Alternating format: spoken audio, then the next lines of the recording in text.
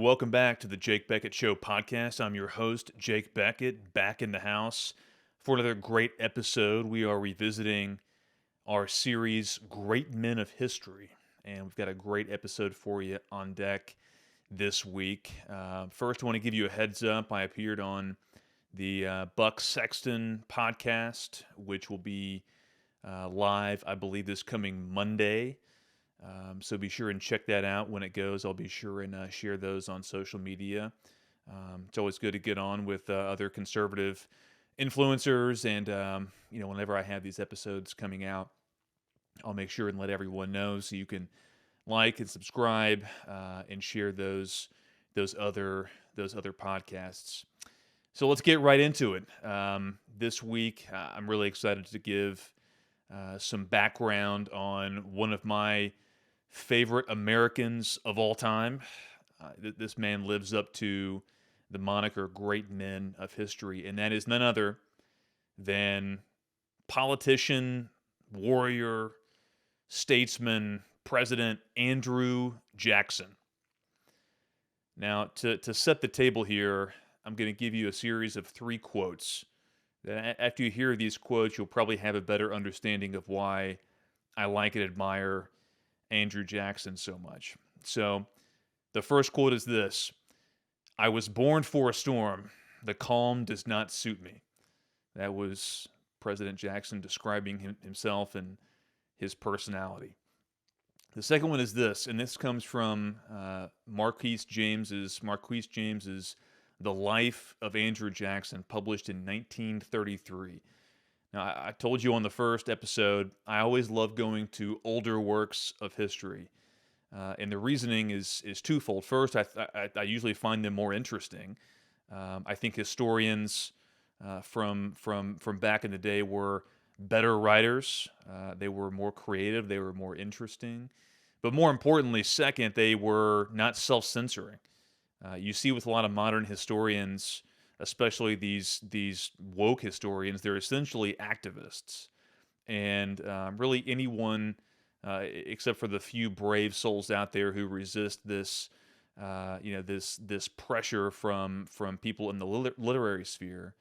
Most of these historians are woke, leftist, revisionist historians who are trying to pigeonhole, modern ideology and modern ideas and modern values, if you want to even want to call them values, onto figures of history. So they're judged by an imperfect and unfair standard, and that's we'll get more into that.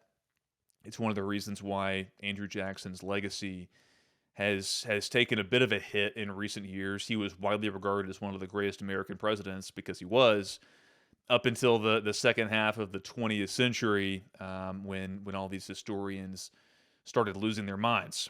And so the second quote is from James's The Life of Andrew Jackson. It's kind of hard to find it. I mean, it was published in 1933, but I highly recommend this book. It's fantastic. The quote is, "The inexorable Jackson will was unleashed, an instrument by which he believed he could accomplish anything. Had Charles Dickinson shot him through the brain, Andrew Jackson counted on the power of sheer resolve to sustain him long enough to kill his adversary. This mood possessed him now. His determination was formed to fight below New Orleans, if beaten there, to fight in New Orleans, to fight above New Orleans, to fight until no living thing could withstand his ineradicable impulse to victory." What a quote. That's describing Andrew Jackson, Major General Andrew Jackson, at the Battle of New Orleans. And this final quote is, I quoted it in one of the previous episodes. It's one of my favorites, but I think it demonstrates Andrew Jackson's heart, his Christian character.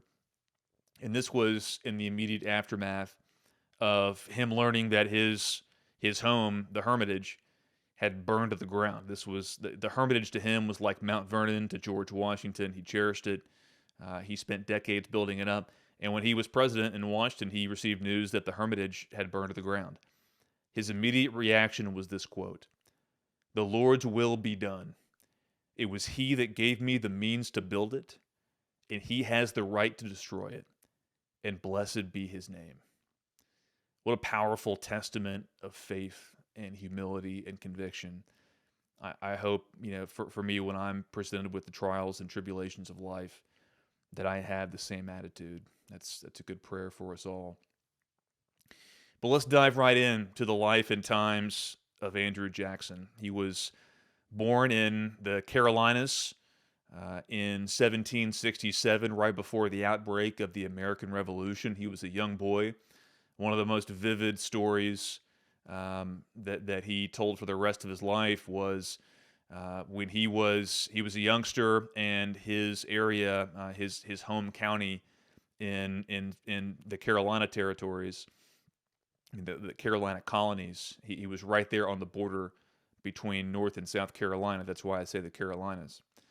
But anyway, there was a British dragoon detachment that was raiding and pillaging near his home, and as a young boy, he was kind of captured. These British rode into town. You can almost picture almost like the dragoons from the Mel Gibson movie The Patriot. Imagine those guys coming into your town. And Andrew Jackson was this young boy, and this British officer, one of the dragoon officers, commanded him to shine his boots. And when Jackson, true to form, refused to do so, the officer slashed him across the face with his saber, leaving a scar that would crease Jackson's face for the rest of his life.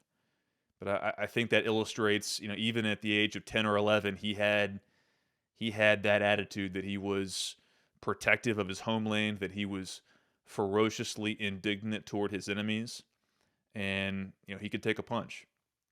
And over the course of his life, he certainly did. We'll get to that.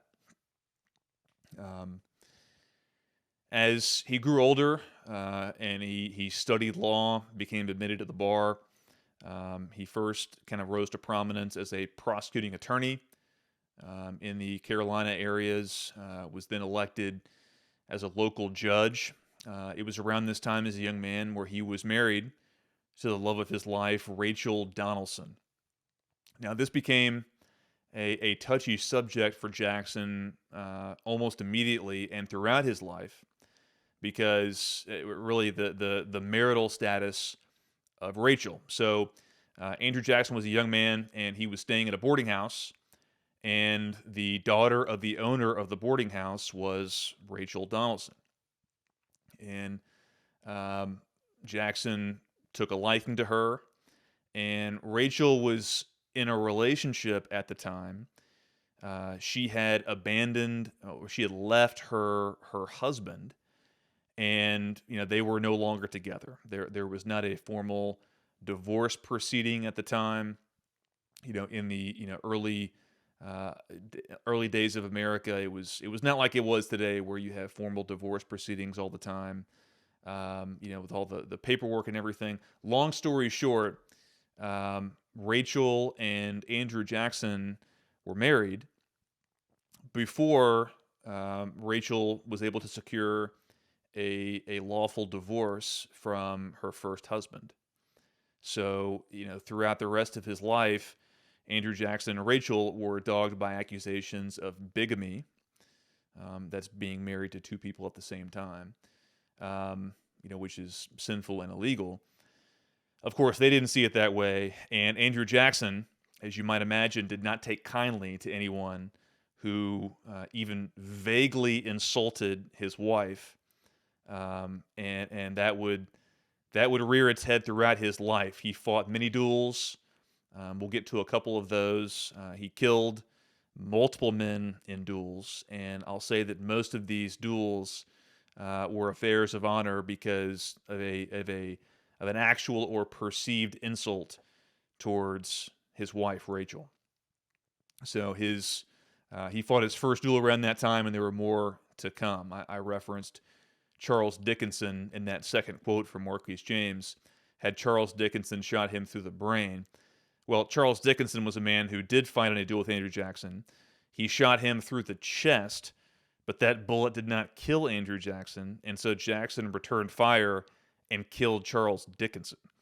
So, Andrew Jackson was a man who walked around for his entire life with multiple bullets in his body.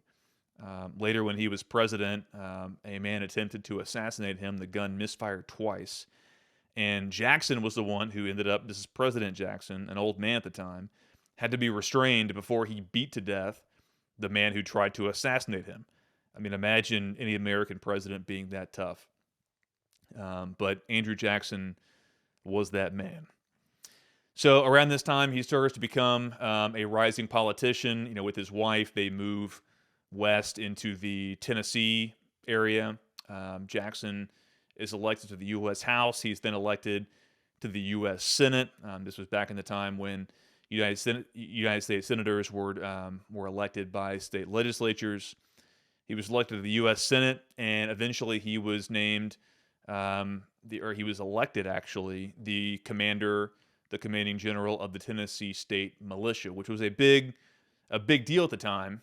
There really wasn't much of a federal army in the early American days, so being the commander of a state militia was a big deal. And I said he was elected. That's how it worked in those days. The officers of the state militia elected one of their own to be the commander, and they elected none other than Andrew Jackson. He was a man of many commercial interests. He was a planter. He was a horse racer. He was a gambler. He was a land speculator. Back in these days, there were many, small financial panics. The banking industry was nowhere near as uniform as it is today. I actually think it was better in those days because you had these smaller type of runs and panics, but they didn't really have the systemic. They didn't really have the potential to create the systemic damage that say the global financial crisis did in 0809, which that of course that wasn't really solved. That was just the can was just kind of kicked down the road. That's a subject for a different podcast. But anyway, there were banking issues in these days, and so Andrew Jackson was one of these guys who kind of rode the booms and busts of land speculation, of various commercial interests, of planting and farming, and he was back in those days one of the things that was a big deal for men of means was horse racing, and Jackson, I mentioned before, he was very big into horse breeding and horse racing, and he gambled very heavily on the outcome of those horse races. So although he was a man of great faith, a man of great honor and integrity, but he liked to play the ponies, and who can't respect a man like that? So let's fast forward to the War of 1812. So zooming out a bit, obviously after the American Revolution, the early Americans, George Washington, Alexander Hamilton, John Adams, they knew that the British would be back. They would try to reconquer the what once were the American colonies. They were utterly humiliated in the American Revolution, and everyone knew that before too long, the British were going to try to reconquer America. And in 1812 through 1815, they darn near did. They burned Washington, D.C. to the ground. There were various raids up and down the East Coast. Another branch of the war was down in New Orleans. That was, kind of in the southern part of the American colonies and the American states. The port of New Orleans was a very important area, and the British were obviously a very dominant naval power, and they wanted to use this port of New Orleans as a staging area to then almost bisect the American states, the country in two, and strangle it, blockade the United States using their naval power. And so the British, they were going to launch this amphibious invasion of New Orleans. Everyone knew this was happening, and Andrew Jackson, being the general of the Tennessee State Militia, he marched his troops south into Louisiana, anticipating this. First, he fought the Battle of Horseshoe Bend, defeating a group of Indians and other forces allied to them. These were British units. It was a textbook encirclement and battle of annihilation. We actually studied this in the infantry basic officer leadership course that I went through a few years ago when I was in the military. So he defeated the Indian troops at the Battle of Horseshoe Bend and then marched south to take command at New Orleans. So the British landed with a pretty massive force of several thousand men under the command of an experienced general who had fought in the Napoleonic Wars that were still raging in Europe. They would conclude at the Battle of Waterloo later in that year of 1815. But they fought just outside New Orleans, and as I mentioned in that second quote from James, Jackson counted on the power of sheer resolve to sustain him long enough to kill his adversary. This mood possessed him now. His determination was formed to fight below New Orleans, if beaten there, to fight in New Orleans, if beaten there, to fight above New Orleans. And really, he only had to fight below New Orleans because the British launched a pretty uncreative frontal assault on Jackson's prepared defenses. When you study this battle and you see it diagrammed, it really is amazing just how boneheaded the British strategy was. About 2,000 British soldiers ended up getting killed in the Battle of New Orleans. Only 60 of Jackson's American troops were killed. It was one of the most lopsided victories in the history of American warfare. But this victory made him a national hero, and Jackson immediately became a national figure to be reckoned with. In the subsequent years after the Battle of New Orleans, he invaded Florida, which was somewhat under the control of the Spanish Empire, the Spanish monarchy at the time.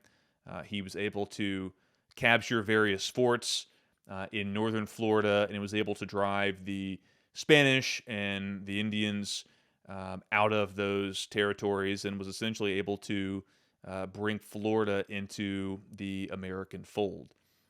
And these events, Battle of Horseshoe Bend, the Battle of New Orleans, the conquering of Florida for the United States, made Jackson a national force to be reckoned with, and unsurprisingly, he decided to run for president in 1824. Now, his main competitor in that election was John Quincy Adams, the son of former President John Adams. And John Quincy Adams ended up defeating him in that election of 1824. Jackson got a plurality of the popular vote. He won a plurality of states in the Electoral College, a plurality of electoral votes, but he did not win a majority, and so, as the Constitution requires, the election was sent to the House of Representatives. And in the U.S. House, which John Quincy Adams and Henry Clay were members, John Quincy Adams and Henry Clay struck what was later termed a corrupt bargain, which launched John Quincy Adams into the presidency and Clay into the administration. So obviously, as you can imagine, this John Quincy Adams presidency was somewhat doomed from the start. There were all kinds of allegations about the corrupt bargain, other elements of corruption, and the American people didn't stand for it. So Andrew Jackson waited 4 years patiently and ran again in 1828 and defeated President John Quincy Adams convincingly. And then Andrew Jackson became the president of the United States. Now, just to briefly overview some of his accomplishments while in office. First of all, probably many of you may have heard of Jackson's presidency got off to a bang. Quite literally, there was a raucous inaugural party that ended with people just storming into the White House and looting, ransacking, and trashing the place. Everyone got extremely drunk and rowdy. This was one of the first big inaugural parties, and Jackson wanted to make a splash. He established himself as a man of the middle class, of the common folk, of the common man, and he wanted to illustrate that by inviting everyone who wanted to drop by, essentially, into the White House for the inaugural ball. And it got a little bit out of hand. So things got off to a rowdy start with his presidency. And one of the things that Jackson was faced with almost immediately in his presidency it was really the first shot fired in the U.S. Civil War. Now, obviously, the Civil War did not take place until 1861. Secession started in late 1860 after the election of Abraham Lincoln, but the nullification crisis that began in South Carolina in 1830 really launched the 30-year Cold War that led up to the U.S. Civil War. So, what was the nullification crisis? So, back in those days, it's hard to believe now, as tyrannical and greedy as our federal government has become, but 90% of federal government revenues in 1828 came from tariffs. And they weren't very onerous tariffs, but they were tariffs nonetheless of imports in particular, imports and to a certain extent exports. And so the people who were most affected by these tariffs were Southern planters, because as people who did business all over the world, tariffs affected their bottom line much more than they affected other Americans. So these Southerners were by and large the people most enraged by high tariffs, and Andrew Jackson needed the tariffs because one of his other goals was to use tariff revenues to pay down and eliminate the national debt. We'll get to that later. So there's these tariffs that South Carolina and many other southern states are very upset about. So what happens is South Carolina as a state, they pass a state law which says that the U.S. federal tariffs are null and void. We are nullifying the tariffs. The state was essentially saying, hey, we're just not doing this. And Andrew Jackson said, well, actually, you are. He sent a couple of ships down to the Charleston harbor to send a message. He called up some federal battalions to be mobilized, and he made it clear, as this former general and war hero, that he was going to impose these tariffs by force, and he was going to force South Carolina to defang or essentially get rid of their nullification law, and that's exactly what happened. South Carolina blinked.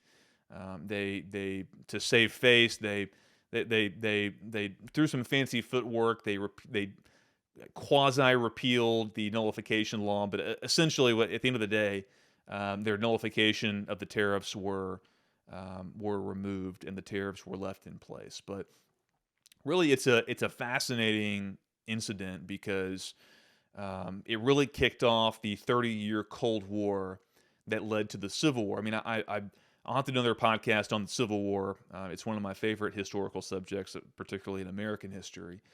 But I don't think what a lot of Civil War historians and people who think about the Civil War, what they get wrong or what they don't really think about is, they think about the Civil War as being a 4-year conflict, and of course it was a hot war for 4 years, but really there was a 30-year Cold War of bad blood, of battling, of negotiation, of political compromises, of tensions that eventually boiled over into the Civil War. And for many observers, I'm one of them, I argue that this nullification crisis began that Cold War because Andrew Jackson, threatening and then mobilizing to use federal force to impose a law on the states, which in those days, I mean, the states truly believed that they were sovereign entities.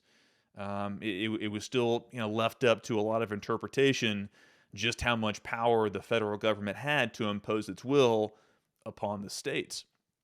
The Civil War answered that question, at least for the time being. But in 1830, it was still very much an open question, and this battle over nullification left a lot of bad blood. It left a lot of resentment. It left a big impression in the minds of South Carolinians and Southerners, and I believe it's no coincidence that South Carolina was the first state to secede from the Union in late 1860. And I think that is you can draw a straight line from the nullification crisis of 1830 to the secession of the state of South Carolina in 1860.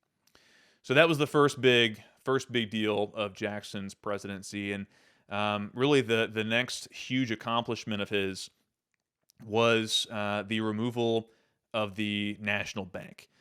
So back before the Federal Reserve, there was a national bank, which many Jacksonians and populists, and I guess what you would call anti-federalists in the Jeffersonian days, were against this centralization of financial power and mercantile power in the big cities, and they especially resented the power and control that the national bank had over American commerce. They believe all these things should be decentralized. I totally agree with that argument, especially as it's played out over the years and decades and centuries. But the national bank was a thing, and Andrew Jackson was very much against it. He promised to revoke its charter and abolish it in his presidency, and that's exactly what he did, especially when Henry Clay announced that he was running for president to challenge him in 1832. Jackson essentially challenged the constitutionality of the national bank. It had been litigated in the Supreme Court, but I mean, really, the national bank was unconstitutional. I mean, there's nothing in the Constitution about a national bank. Its power over federal commerce, just like the Federal Reserve today, is totally unconstitutional. It shouldn't exist. And the national bank was akin to the Fed back in those days, and Jackson had the political will, the sheer force of will, and the power to actually abolish it, and that's what he did. Paid off the federal debt. I mean, could you imagine that? I mean, as we're $31 trillion in debt and counting, there was an American president who abolished the national bank and who paid down the national debt. When Andrew Jackson left office in 1836, the United States was running a surplus, not a budget surplus. We had no national debt, no federal debt. We had a surplus. It's just, I mean, that was one of the big controversies as he was leaving office, is how are we going to spend this money? It's just, it's laughable in a way, and it's also sickening to consider how far we've fallen from those days of fiscal responsibility and fiscal restraint. As I mentioned before, he easily defeated Henry Clay in the election of 1832, won a second term. Jackson's second term was a bit quieter. There were a couple of new states admitted to the Union. My home state of Arkansas in 1836. Michigan as well was admitted to the Union as a companion with Arkansas. And really, the second term of Jackson's presidency was really defined by the expansion west. Obviously, the independent republic at the time of Texas was fighting with Mexico. The Mexican government, there were attempts to settle Florida, obviously expand further and further west as America was reaching its potential and its ultimate manifest destiny. It really must have been an exciting time to be alive, particularly in this era of great Americans. And that's what I want to leave us with as we consider the life and times of a man like Andrew Jackson. This was a man who was not he was not a one-trick pony. He was a man of many gifts, of many skills, of many interests.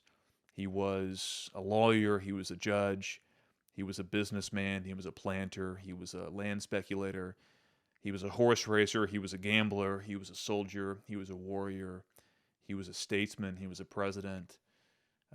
He was a man who had the will to power. He was a man who believed firmly that God was guiding every step of his life, every path that he took. He was a man of deep faith, of deep Christian faith and conviction. You see that in his writings, in his letters. His wife Rachel was devoutly Christian as well. There are fewer men these days like Andrew Jackson than there were in the days of early America. And what I hope this podcast does, in a very small way, in a growing way, but in a small way right now, is it inspires you, the listener, to live your life more like Andrew Jackson and Napoleon Bonaparte and the many other great profiles to come, of which I'll do about great men of history. So I hope you enjoyed this episode. Again, if there's there's lots of Andrew Jackson biographies out there, but if there's one that I could recommend, it's a bit harder to find, but Look up Marquise James, The Life of Andrew Jackson, first published in 1933. There's 2 volumes, but you can find combined volumes, a single volume of those combined 2 volumes. And I encourage you to give that a read. Read old works of history. You're going to be astounded by the vividness of the prose, the colorfulness of the language, just how interesting it is, and how much you'll learn and take away. So I hope you enjoyed this. Have a great weekend and a great start to your week. God bless, and we'll see you again next time.